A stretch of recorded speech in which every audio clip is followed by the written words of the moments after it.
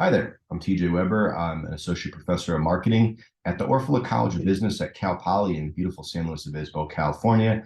Today, I'm here to talk to you about our recent publication in the Journal of Public Policy and Marketing titled Differential Response to Corporate Political Advocacy and Corporate Social Responsibility, Implications for Political Polarization, Radicalization.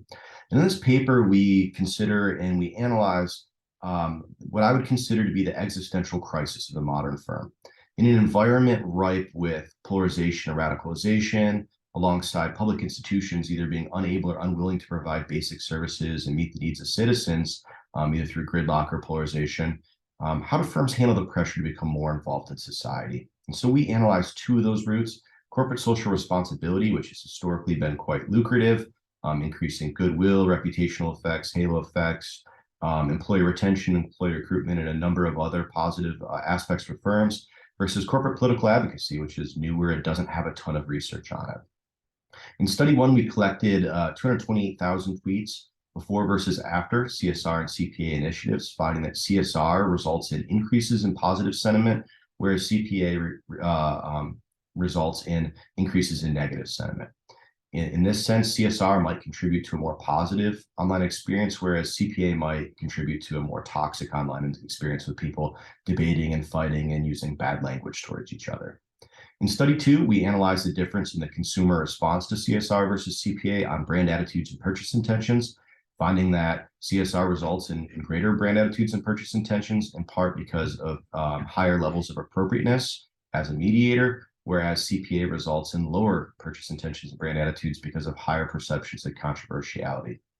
In study three, we wanted to figure out which consumers are most likely to react to these actions. And we find that external political efficacy, or the idea that institutions work on your behalf and that are responsive to citizens' needs, is a key moderator of this effect. And what that means is that people who are low in external political efficacy are the most likely to respond to these actions because they don't believe institutions work on their behalf. And so they're using their money and the marketplace to punish firms they disagree with and potentially reward firms they do agree with. Though that effect is not uniform, and you see that matching with the consumer results in less positive benefits than mismatching results in negative implications, meaning that the effective CPA is still negative. But where that is not true is one standard deviation above the mean, where consumers that are really high in external political advocacy and believe that political institutions are working tend to not punish this behavior, probably because they believe their votes are counted and that institutions are resilient in working on their behalf. There's a number of implications to this policy-wise. Most obviously, that there's a significant number of people who don't believe institutions work on their behalf, and that policymakers going forward that are looking to decrease polarization and radicalization should consider that fact. Again, I'm TJ Weber. If you have more questions, want to talk more about this with me, I'm happy to do so. You can email me at thweber@calpoly.edu or find me on LinkedIn. Thank you. Have a great day.